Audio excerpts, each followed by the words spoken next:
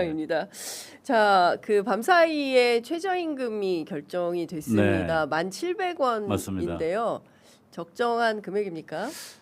전년도 인상폭보다는 조금 더 높은 네. 인상폭이어서 최근에 물가가 굉장히 높아지고 또 특히 서민이나 노동자들 어려운 상황이 상당히 가중되고 있는 상황에서 그나마 인상률이 약간의 위안을 주는 것 같긴 합니다만은 네. 380원 오른 거라서 네. 정작 노동자들 입장에서는 어떻게 느끼실지는 또 이렇게 한계는 있을 것 같습니다. 네. 근데 사실 이제 직장인들 같은 경우에 특히 이제 2030 청년들의 경우에 좀 뭐야? 380원 뭐야? 이런 생각을 할 수밖에 없지 않나라는 생각이 좀 들어가지고요. 근데 많이 이제 답답하다. 최저임금이라는 게 또 자영업자들하고 또 이렇게 직결되는 문제라서 네. 정부 입장에서는 또 뭐 마음껏 하기도 어려운 네. 측면이 있어서 예. 최저임금이라는 정책 하나로 또 그 문제를 다 해결하는 것은 한계는 있는 것 같습니다.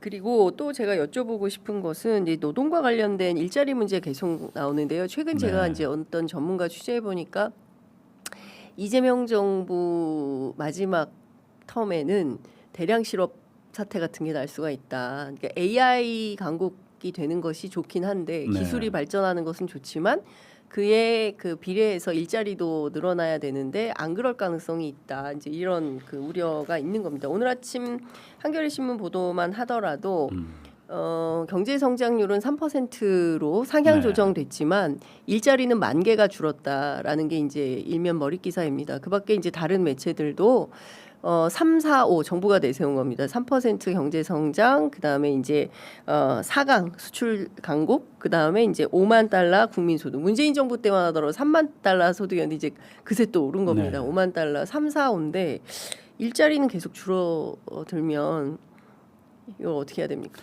뭐 제가 얼마 전에 EU 브뤼셀 출장을 갔다 왔는데 EU도 마찬가지 문제 더 어떻게 보면 좀 심각한 걱정들을 하고 있던데 네.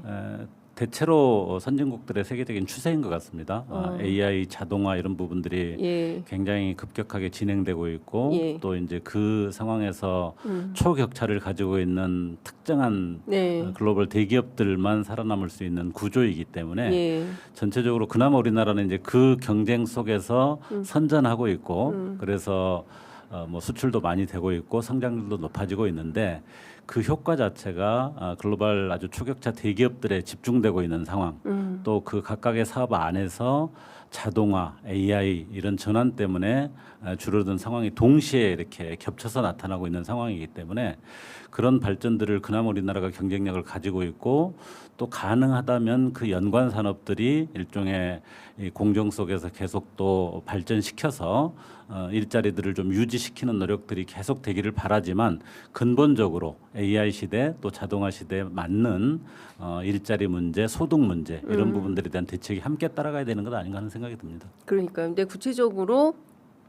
양질의 일자리를 어떻게 만들 거냐. 문재인 정부 때는 일자리 상황판 이런 것도 만들어 놓고 했지만 여전히 이제 그 청년들의 취업의 문턱은 어려운 거고 또 AI 시대가 되다 보니까 이건 뭐 전문성을 요하는 직업일수록 훨씬 더 AI 활용도가 높다. 그래서 변호사, 회계사 이런 데가 오히려 더 가파르게. 그렇습니다. 예. 그리고 또 이제 지금 있는 직업의 90%가 사라진다는 것이고요. 이제 새로운 직업군들이 생긴다는 건데 이 노동의 미래를 국회 기후에너지노동위원회 차원에서도 네. 심도 깊은 좀 논의가 필요하지 않을까. 사실은 뭐 가장 중요한 문제가 아닌가 생각이 듭니다. 예. 그러니까 저 평택 선거를 저희가 치렀을 때 네, 평택 선거. 평택의 가장 중요한 이제 첨단 산업인 반도체 네.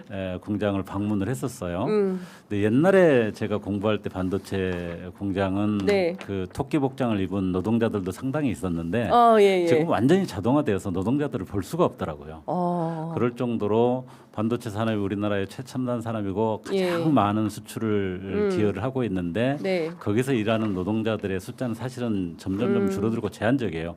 그 반도체 공장을 지을 때 건설 과정에 이제 오히려 일자리가 좀 있을 정도로. 예. 근데 그래서 지금 우리가 3대 메가 프로젝트에서도 반도체 데이터 센터 말고 피지컬 AI를 이야기를 하고 있지 않습니까? 네. 그렇게 새로운 어떤 제조 분야가 좀 더 강화되는 것, 예. 그리고 그 연관된 공급망 사슬이 좀 더 활성화되어서 예. 거기에 좋은 일자리들이 계속 양산되는 것, 이 부분을 잘 유지하는 것이 한 축이라고 한다면 또 한 축은 불가피하게 줄어드는 일자리. 네. 그러나 기업들의 어떤 소득이나 초과 수익은 굉장히 많아지는 부분을 어떻게 사회적으로 잘 배분하고 미래를 위해 투자를 하도록 해서 네. 새로운 일자리를 만들 것인가 이런 정책들이 두 가지가 네. 다 잘 준비되어야 할 것 같습니다. 우리 기후 노동에서도 그 문제에 대해서 가장 중요한 과제로 생각하고 네. 있습니다. 어제 보니까 노동부에서 토론회를 열어가지고 일종의 이제 AI 추가 세수 같은 것들을 활용하는 이제 특별 목적세 같은 것들을 만들어야 된다. 그래서 이른바 사회연대 투자 그리고 이제 김영훈 장관이 제기한 사회연대 임금 네. 뭐 이런 걸 만들어야 된다. 그리고 국가 차원에서의 임금 격차나 또 그 산업 양극화를 줄이기 위해서 특단의 대책이 좀 필요하다. 그래서 뭐 국가임금위원회 같은 것도 새롭게 신설할 필요가 있다. 그래서 최저임금뿐만 아니라 이 대한민국 노동자들의 평균 임금을 어떻게 가져갈 거냐. 뭐 누구는 막 성과급으로 6억씩 가져가는데 누구는 10원 한 푼 없고.